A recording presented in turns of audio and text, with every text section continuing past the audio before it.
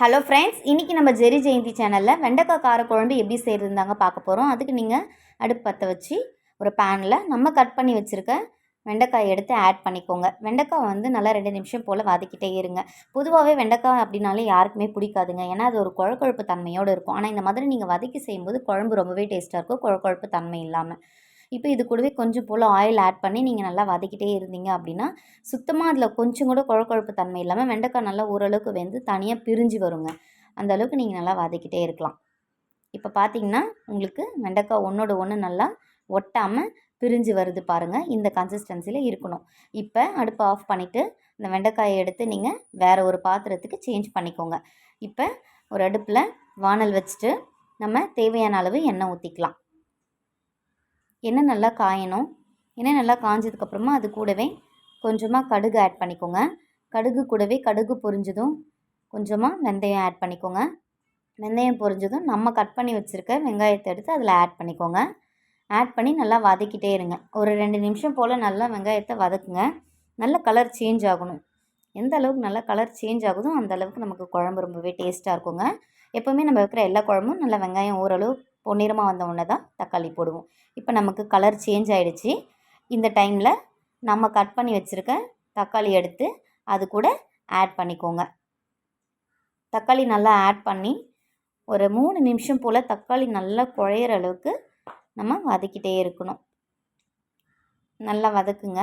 3 நிமிஷம் போல் நல்லா வதக்கிட்டே இருங்க. வெங்காயமும் தக்காளியும் நல்லா ஒன்றோட ஒன்று ஒட்டுற அளவுக்கு வதக்கிட்டே இருங்க. இப்போது இந்த டைமில் நம்ம தேவையான அளவு உப்பு போட்டுக்கலாம். உப்பு போடுறதுனால உங்களுக்கு இன்னமும் சீக்கிரமாக வந்து தக்காளி நல்லா குழஞ்சி வரும். நல்லா வதக்கிட்டே இருங்க. எல்லா இடத்துலையும் உப்பு உரைக்கிற மாதிரி நல்லா வதக்கிட்டே இருங்க. இப்போ கொஞ்சம் போல் கருவேப்பிலை எடுத்து அதில் ஆட் பண்ணிக்கலாம். ஆட் பண்ணி நல்லா வதக்கிட்டே இருங்க.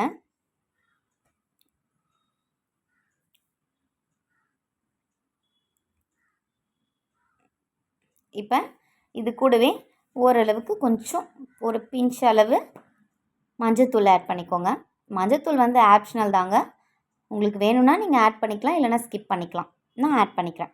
இப்போ நல்லாவே ஒரு தொக்கு மாதிரி வந்துடுச்சு. தக்காளி நல்லா குழஞ்சி வந்துடுச்சு. இந்த டைமில் நம்ம வச்சுருக்க குழம்பு மிளகாய் தூள் எடுத்து அதில் ஆட் பண்ணிக்கலாம். ஆட் பண்ணி அடி பிடிக்காத அளவுக்கு நல்லா வதக்கிட்டே இருங்க. உடனே தண்ணி ஊற்றாதீங்க. அடி பிடிக்காத அளவுக்கு நல்லா நீங்கள் கிளறி கொடுத்துக்கிட்டே இருங்க. இப்போ நம்ம எடுத்து வச்சுருக்க வெண்டைக்காயை எடுத்து அதில் ஆட் பண்ணிக்கோங்க. ஆட் பண்ணி நல்லா வதக்கிட்டே இருங்க. அடி பிடிக்காத அளவுக்கு கிளறி கொடுங்க. அதுதான் ரொம்ப இம்பார்ட்டன்ட். நீங்கள் அடி பிடிச்சிச்சின்னா குழம்பு வந்து ஒரு மாதிரி ஸ்மெல் வந்துடும். இப்போ தண்ணி ஊற்றிக்கலாம். எடுத்தோடனே நிறைய தண்ணி ஊற்ற வேணாம். கொஞ்சம் கிரேவி கன்சிஸ்டன்சி ஆகட்டும். அதனால் கொஞ்சம் போல் தண்ணி ஊற்றி நல்லா கிளறி கொடுத்துக்கிட்டே இருங்க.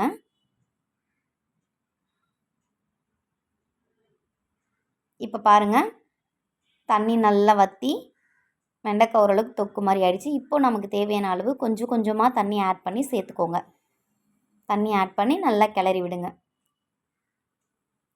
கிளறி விட்டு இன்னும் கொஞ்சம் தண்ணி வேணும் அப்படின்னா நீங்கள் சேர்த்துக்கலாம். சேர்த்து நல்லா கிளறி விட்டுக்கோங்க. நல்லா கிளறி விட்டு ஒரு மூடி போட்டு மூடுங்க.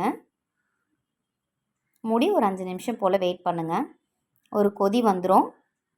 திறந்து பார்த்திங்கன்னா ஒரு கொதி, இப்போ நமக்கு ஒரு கொதி வந்துடுச்சு. இப்போ நம்ம வச்சுருக்க புளி தண்ணி எடுத்து அதில் ஆட் பண்ணிக்கலாம். புளி தண்ணி எடுத்து ஆட் பண்ணோன்னா நல்லா நீங்கள் கிளறி விடணுங்க.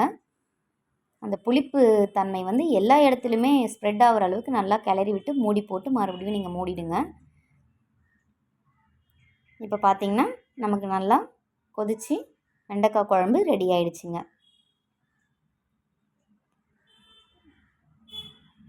இன்னும் கொஞ்சம் நம்ம வெண்டைக்காய் வேகிற அளவுக்கு மூடி போட்டு மூடி திறந்து எடுத்தீங்க அப்படின்னா வெண்டைக்காய் குழம்பு நல்லாவே வந்துடுச்சு.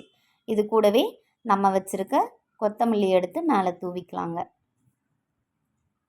தூவி மூடி போட்டு ஒரு 10 நிமிஷமாவது மூடி வச்சுக்கோங்க. அப்போ தான் உங்களுக்கு நல்ல கலர் கிடைக்கும். எடுத்தோன்னே உங்களுக்கு கலர் தெரியாது. இப்போ பாருங்கள், ஓரளவுக்கு கலர் சேஞ்ச் ஆகிட்டே வருது. இப்போ பாருங்கள், உங்களுக்கு மொத்தமாகவே கலர் நல்லா வந்திருக்குங்க. மறக்காமல் நம்ம சேனல் சப்ஸ்கிரைப் பண்ணிக்கோங்க.